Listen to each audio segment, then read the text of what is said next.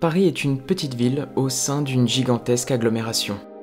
Et si le métro permet de desservir les 20 arrondissements de la capitale, les 10 millions de franciliens entament chaque jour une transhumance délicate en direction de Paris et de la Défense, et forment la foule de travailleurs en costard qu'on peut croiser dans les gares. Et justement, ils s'y rendent comment au travail ?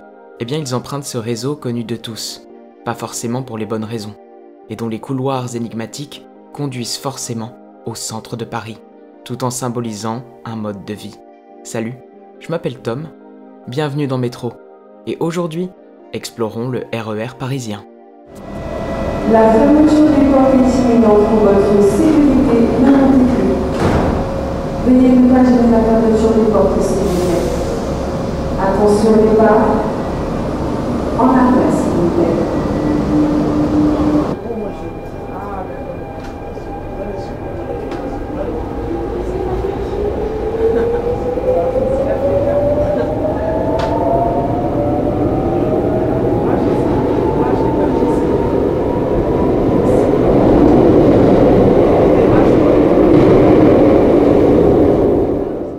Le RER, El Famoso. Ça faisait longtemps que je voulais parler de ce monstre réseau. Quand on arrive à Paris et qu'on passe du métro au RER, tout semble changer d'échelle. Les couloirs s'élargissent, les plafonds prennent de la hauteur, les quais s'allongent. Le réseau express régional est conçu pour transporter le plus de monde possible. Et ça se ressent jusque dans son architecture.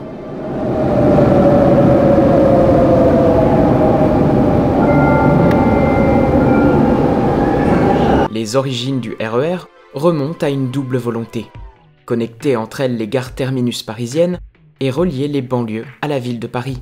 En 1936, la CMP, l'ancêtre de la RATP, préconise la construction d'un métro régional et commence à acquérir des lignes de chemin de fer à l'extérieur de Paris, dont la ligne de Sceaux, qu'elle modernise. Après-guerre, c'est la RATP et le gouvernement français qui relanceront le projet du métro express. C'est le métro régional, dont les travaux commencent en 1961. Il s'agit de relier les principaux centres d'emploi de la région en passant par le cœur de Paris, sur un axe est-ouest.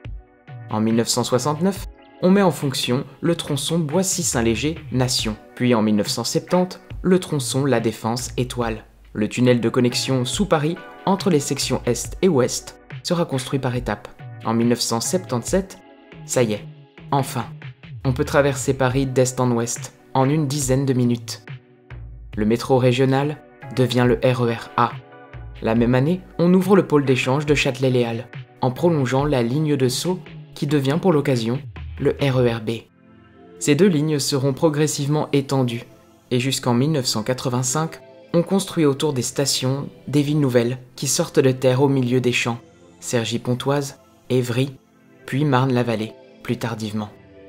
Dans le même temps, on inaugure en 1979 le tunnel de liaison Orsay-Invalides, et en 1980, la transversale rive gauche devient le RER C, et toutes les branches qui en découlent commenceront à pousser dans toutes les directions.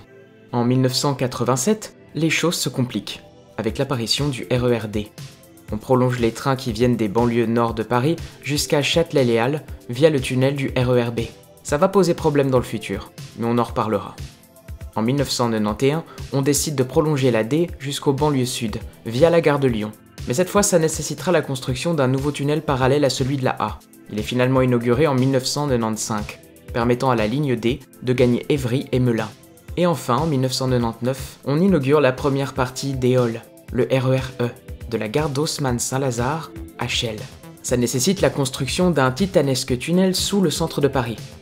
En 2024, il sera prolongé à l'ouest jusqu'à Nanterre, via la Porte Maillot, et traverse pour la première fois Paris. Je vous ai dit plus tôt que l'ancêtre de la RATP avait acquis la ligne de Sceaux, qui est devenue le RER B. Eh bien, la RATP a racheté au fil des années plusieurs voies ferroviaires dédiées aux RER A et B, à travers toute l'Île-de-France. Le problème, c'est qu'elle n'a pas pu tout acheter, donc des portions appartiennent encore à la SNCF. L'exploitation des lignes A et B est donc encore de nos jours partagée entre les deux compagnies. L'exploitation de la A est effectuée par la RATP, sauf sur la branche entre Nanterre-Préfecture et Cergy.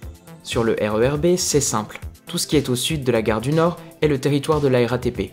Au nord, c'est la SNCF. Cette particularité impose un changement de conducteur à la gare du Nord, lorsque les trains passent d'un exploitant à l'autre. Sur les autres lignes, la question ne se pose pas, c'est la SNCF qui se charge de tout. On peut donc séparer le réseau en deux groupes, les RER A et B, en partie exploités par la RATP et possédant un caractère plus urbain, des stations très profondes et peu de branches en banlieue. Elles suivent donc l'idée d'un métro régional et sont les deux lignes de train de banlieue les plus fréquentées d'Europe. Quant aux lignes C, D et E, sous la coupe de la SNCF, elles se rapprochent des trains transiliens par leur nombre de branches, leur matériel roulant aléatoire, mais sont labellisées RER parce qu'elles circulent dans des tunnels dédiés sous Paris. Chaque ligne possède son propre tunnel traversant Paris, sauf entre Gare du Nord et Châtelet. La ligne A traverse la ville d'est en ouest et connecte la gare de Lyon et Saint-Lazare à la Défense via Châtelet.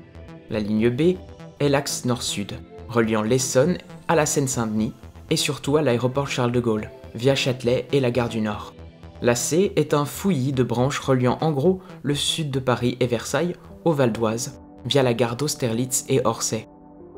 La D permet de connecter les gares du Nord et de Lyon, et de relier le sud et le nord de la région. La ligne E permet quant à elle une autre connexion est-ouest via la gare de l'Est, la gare Saint-Lazare et la Défense. Néanmoins, elles ont tout en commun dans Paris de posséder une architecture assez monumentale. Bon, pas forcément pour la ligne C, mais laissons-la de côté.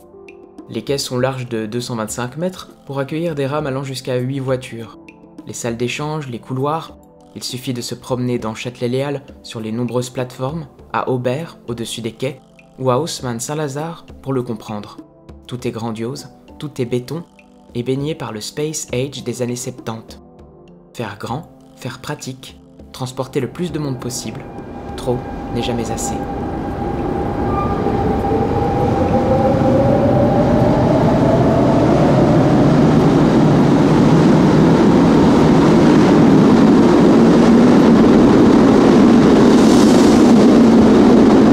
Au niveau du matériel roulant, sans surprise, on trouve beaucoup de trains différents en fonction des lignes. Sur la A, on ne trouve que du matériel à 2 étages, permettant une grande capacité. Les MI2N, pour matériel d'interconnexion RATP-SNCF, et les MI09, tous deux construits par Alstom. Sur la B, malgré ses 165 millions de voyageurs par an, on ne trouve que des MI79 et des MI84 sans étage, datant des années 80. La ligne C possède plus de 180 rames de type Z d'Alstom, à 2 niveaux, tout comme la ligne D qui accueille aussi désormais des RER nouvelle génération.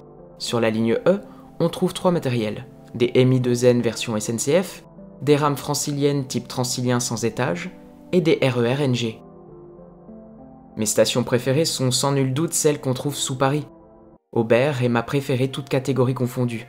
J'adore ces grands espaces dépouillés, les nombreux corridors de correspondance auxquels elle donne accès, et surtout, son style rétro, notamment grâce aux escaliers rouges au-dessus des quais. Il y a ensuite la station Saint-Michel-Notre-Dame, sur la ligne B, avec son aménagement bitube, typique des stations profondes, et son quai central habillé d'arcades.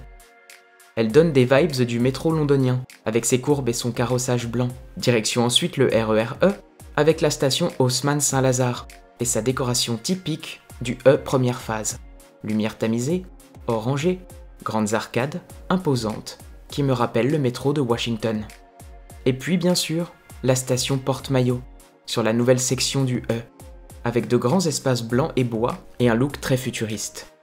Le RER transporte chaque jour en 2025 plus de 4 millions de pendulaires de la banlieue vers Paris le matin et de Paris vers les banlieues le soir. La ligne A est la plus achalandée du monde, hors Japon, avec en moyenne plus de 1,4 million d'usagers par jour.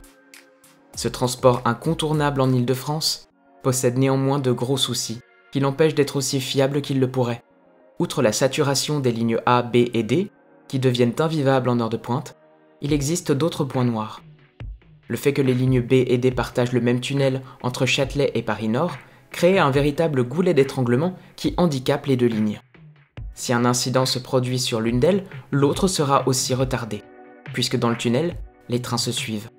Le RER-B, seconde ligne la plus fréquentée, n'est pas en mesure d'augmenter sa fréquence, à cause du RER-D, alors qu'elle en aurait cruellement besoin.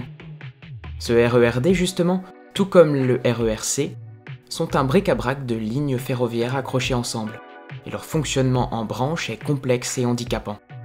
Pas assez de trains sur les branches, mais impossible d'en ajouter sur les sections centrales, La ligne C compte 8 branches, et la D 4 branches très longues. C'est énorme, et ça pose beaucoup de problèmes d'exploitation et de compréhension au niveau voyageur. Tous ces problèmes, Île-de-France Mobilité tente de les résoudre, en prévoyant l'avenir du RER. Si le serpent fantôme que constituait la possible réalisation d'un RER F entre Montparnasse et Saint-Lazare semble définitivement enterré, les grands travaux semblent donc s'être achevés en ce qui concerne le RER, avec l'extension de la E en 2024. D'ici 2027, cette ligne devrait atteindre Mantes-la-Jolie. Du côté est, elle pourrait être prolongée jusqu'à Meaux, après 2030. Quant aux autres lignes, aucune extension sérieuse n'est envisagée pour le moment. Au contraire, le réseau devrait même perdre des branches à l'avenir. Le RER-C a déjà perdu 2 branches depuis 2023, ce qui a permis d'améliorer les fréquences sur les autres. La D, la plus irrégulière et inefficace du réseau, devrait elle aussi être simplifiée.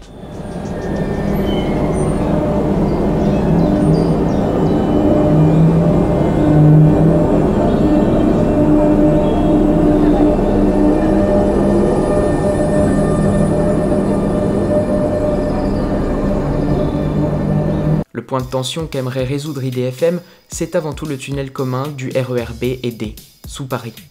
Si pendant un temps la question de créer un second tunnel pour la D avait été évoquée, on privilégie maintenant l'idée d'installer Nexteo, un nouveau système d'aide à la conduite et de gestion du trafic qui permettra d'augmenter de 25% le nombre de trains en circulation en même temps, avec une signalisation plus performante dans le tunnel. Nexteo sera ensuite installé sur les autres lignes. Le matériel roulant sera aussi remplacé, notamment sur la B, avec l'arrivée des MI20 d'ici 2026 et du déploiement du RER-NG sur les lignes SNCF. En clair, désormais on cherche avant tout à augmenter la capacité des lignes, pas à les étendre, puisque le futur du RER se trouve dans les lignes de banlieue à banlieue. Le Grand Paris Express est une sorte de continuité du réseau RER et permettra de le compléter de manière plus moderne. Le RER, c'est plus qu'un réseau de trains. Il raccourcit les temps de trajet et les correspondances de manière incroyable. Il permet de traverser l'Île-de-France en un peu plus d'1 heure à peine. Il rapproche, réconcilie Paris avec sa périphérie. Il permet à de nombreux travailleurs de gagner leur bureau chaque jour. Mais le RER, c'est aussi Châtelet-Léal. Un espace liminal, froid, dans lequel on est la proie d'une solitude tenace, même au milieu de la foule. Le RER, c'est une angoisse, une anxiété, causée par le stress de ses passagers, par ses retards et ses trains bondés. Selon une étude de 2019, le RER est, selon les Franciliens, le transport le plus anxiogène devant le métro. Ces lignes catalysent la masse de travailleurs des classes moyennes et supérieures. Il est aussi, dans l'imaginaire collectif français, un symbole des classes populaires et besogneuses et de la fracture sociale du pays. Si tout le monde ne prend pas le RER, tout le monde s'en fait pourtant une idée. Et même s'il est parfois sale, bruyant, inhumain et même souvent en retard, il est là. Et Paris ne serait pas la ville qu'elle est aujourd'hui sans ces 3 lettres express.